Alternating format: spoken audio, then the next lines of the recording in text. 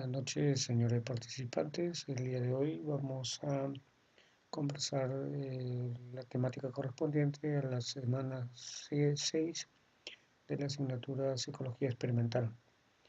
El día de hoy vamos a ver qué es el problema, sus características más importantes, modos en los que se muestra y también cómo o a qué se refiere la definición operacional. También hablaremos de las hipótesis, sus características, forma de plantear hipótesis y los tipos de hipótesis más generales. Y por último, describiremos y diferenciaremos las características del grupo control y el grupo experimental. Cuando nos preguntamos frente a la ocurrencia de un fenómeno tan recurrente en nuestros territorios como son los terremotos, podemos obtener diferentes tipos de respuesta que van desde el no sé a algunas respuestas que pueden tener algo de pertinente pero incompletas, o tal vez respuestas que no tienen una lógica muy coherente. Podríamos decir entonces que las respuestas frente a una pregunta de este tipo pueden clasificarte entre no tener la información, tener información insuficiente o tener información distorsionada. Entonces, frente a una situación o un problema o una pregunta no resuelta, tenemos posibilidades respecto a las posibles respuestas. Contextualizándolo en nuestra carrera, en nuestra especialidad, la psicología, podríamos plantearnos una pregunta como ¿cuál es la función del cerebro? Y de igual modo, podríamos obtener respuestas agrupadas en los tres contextos que habíamos mencionado, que no hay información insuficiente o la información es distorsionada. A partir de esos dos ejemplos nosotros podríamos reflexionar entonces qué es un problema de investigación. Para algunos es la dificultad u obstáculo que desconcierta a los investigadores, es decir, los investigadores encargados del trabajo de investigación científica en su desarrollo se encuentran frente a un escollo de conocimiento a partir del cual esa situación se convierte en un problema que debe ser indagado y que debe ser resuelto. También puede manifestarse como una pregunta que un investigador se plantea con la intención de comprender o explicar un fenómeno de naturaleza educativo y social. Frente a la observación de los diferentes fenómenos en el contexto educativo y social, el investigador se puede plantear una pregunta respecto a algo que todavía no tiene una respuesta clara. O también puede contextualizarse el problema de investigación como una situación en la que un investigador considera como susceptible de mejora o cambio. Es decir, ya no solo en la perspectiva de conocer algo nuevo, sino que ya conociendo algo, ver la posibilidad o la perspectiva de que éste mejore o se desarrolle más. Para entender un poco con mayor facilidad qué entendemos por un problema de investigación en el contexto experimental, vamos a ver que un problema de investigación se puede manifestar de tres maneras diferentes, gracias a las cuales se nos va a hacer más fácil poder contextualizar y ubicar cuándo es un problema de investigación y cuándo no. En primera instancia, un problema de investigación se manifiesta cuando hay carencia de conocimiento respecto a una situación, cuando no tenemos una información clara o definida respecto a algo que queremos saber respecto a una verdad científica.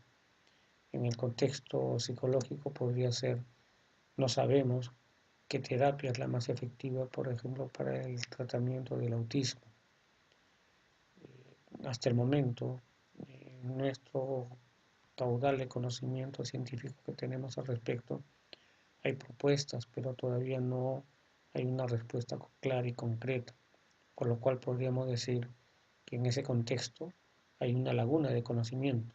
Por lo tanto, hay un vacío de conocimiento que evidencia en el trasfondo un problema de investigación. Hay necesidad de investigar para resolver esa carencia de información. En un segundo contexto se puede manifestar como el resultado contradictorio de dos o tres investigaciones o experimentos similares, es decir, realizando experimentos en el mismo contexto, con el mismo tipo de sujetos, encontramos resultados que son contradictorios. Por lo tanto, se requiere seguir investigando para definir y aclarar definitivamente cuál sería el conocimiento real al respecto. Por ejemplo, cuando dos experimentos con un mismo tipo de terapia ofrecen resultados distintos. Esa situación controversial nos plantea a nosotros la necesidad de investigar para dilucidar cuál de las propuestas terapéuticas podría ser la más pertinente en la intervención correspondiente.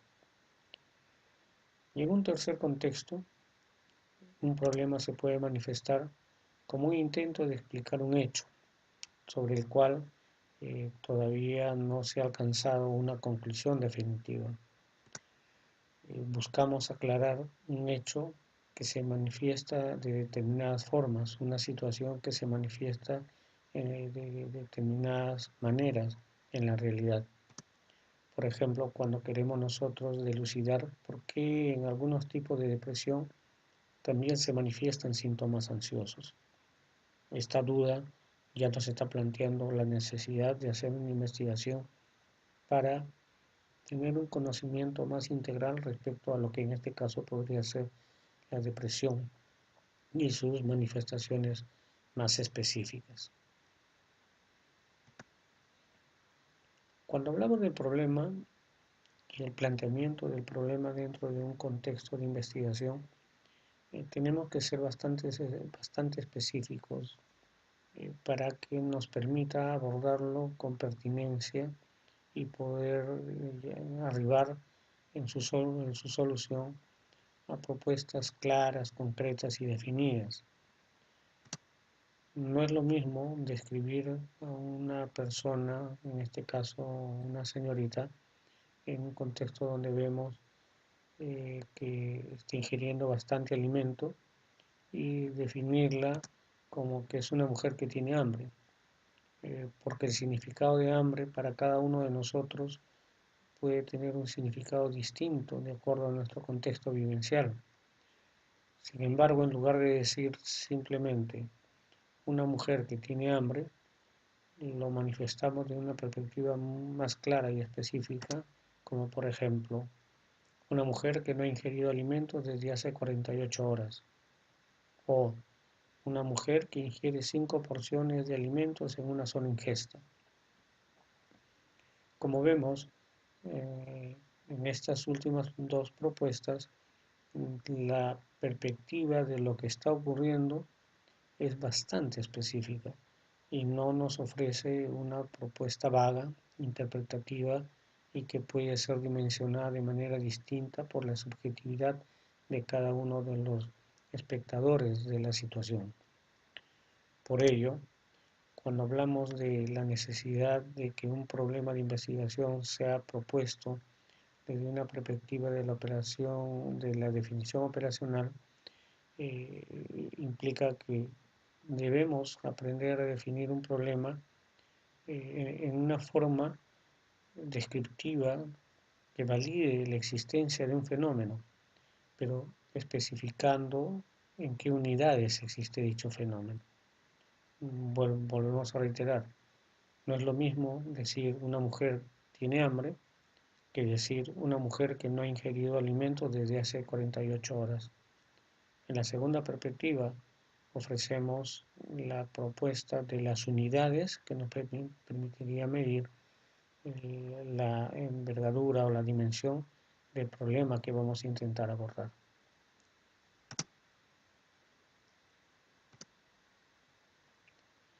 Ahora vamos a hablar de la hipótesis. Para ello, vamos a partir analizando las siguientes propuestas. A más sesiones de terapia, mejores niveles de confianza y valoración personal. Estamos aseverando que si una persona participa en un proceso terapéutico, mientras más participe en esas sesiones terapéuticas, lo más probable es que él vaya desarrollando, vaya fomentando, vaya solidificando sus niveles de confianza y valoración personal. Segundo, a mayor cantidad de horas de capacitación, mejores niveles de productividad. Entonces estamos aseverando que uno de los elementos que puede propiciar los niveles de productividad dentro de un entorno laboral podría ser las horas de capacitación. Tercero, los niveles de autoestima de los niños dependen del tipo de familia al que pertenecen. Aquí también estamos aseverando la alta relación que puede existir entre el tipo de familia y el desarrollo de la autoestima en los niños. Entonces, analizando estos tres ejemplos, podemos entender de qué es una hipótesis, la cual la vamos a definir como una solución tentativa empíricamente comprobable. Es decir, no solo es plantear una probable relación de variables o de situaciones, sino que éstas deben ser comprobables, deben ser demostrables con hechos, en un contexto controlado.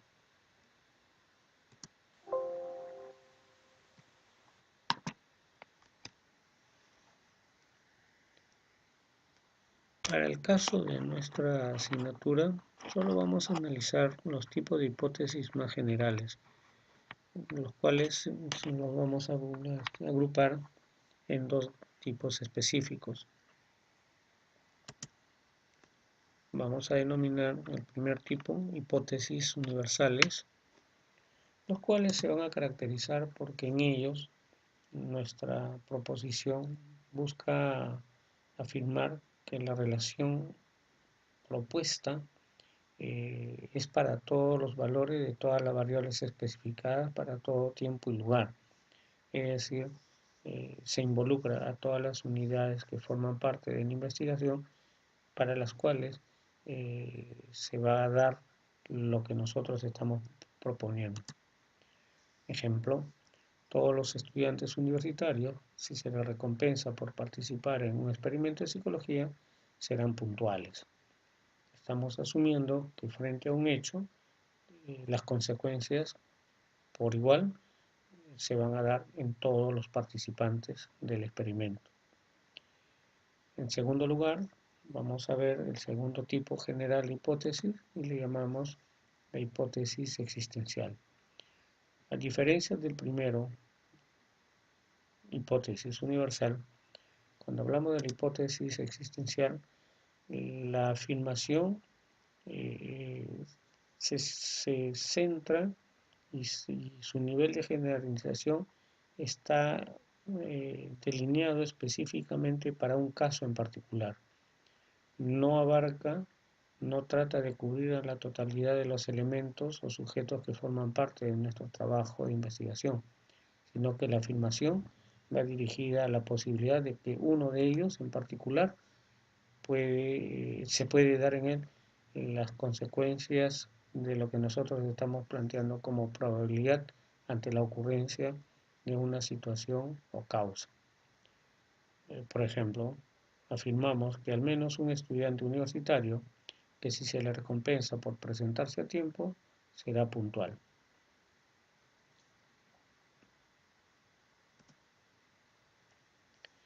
Ahora vamos a hablar de los participantes de una investigación experimental. Para ello, nos vamos a ubicar que vamos a trabajar con un diseño que involucra a un grupo de sujetos al cual le vamos a denominar muestra de estudio. Esta muestra, delimitada, definida, de acuerdo a los criterios preestablecidos y a la naturaleza del problema que queremos investigar, por un mecanismo de azar que puede ser bolitas, que puede ser tirando la moneda, que puede ser colocando papelitos con números en una bolsa, etcétera, etcétera. Este grupo muestral, este grupo de personas que forman parte de nuestra muestra, la vamos a distribuir en dos grupos más pequeños, pero en una proporción similar. Es decir, 50% en un grupo y 50% al otro grupo. Recordemos que esta distribución se sustenta en un mecanismo de selección aleatorio, utilizando el azar. Puede ser válido cualquier forma, lo importante es que el azar intervenga para determinar a cuál de los grupos va a pertenecer cada uno de los sujetos de nuestra muestra total de estudio. Algo importante que tenemos que considerar es que cuando realizamos una investigación que involucra la participación de dos grupos, que ya los hemos separado 50%, 50%, es que ambos grupos deben pasar por los mismos procesos y estar en las mismas condiciones durante todo el proceso de estudio, y que lo único que debería diferenciarlos es el tratamiento experimental, es decir, la intervención que nosotros hagamos le va a corresponder a uno de los grupos, al cual nosotros ahora le vamos a llamar grupo experimental. Y en contraparte, el otro grupo no va a recibir el tratamiento o la intervención experimental, y a ese grupo se le va a denominar grupo control. Entonces, como vemos, la intención es que ambos grupos pasen los mismos procesos, vivan las mismas situaciones, salvo la situación de intervención experimental. Esto nos va a permitir evaluar con pertinencia si es que los cambios que ocurren, los sujetos que forman parte del grupo, obedecen propiamente a la intervención experimental o no. Solo a través de este control nosotros podemos llegar a circunstancias que nos permitan validar algunas propuestas de tipo terapéutico, por ejemplo, algunas propuestas de capacitaciones, algunas propuestas de talleres que pueden repercutir positivamente en los participantes de nuestro trabajo profesional como psicólogos. Muchas gracias, es todo, nos vemos en la siguiente sesión de clase.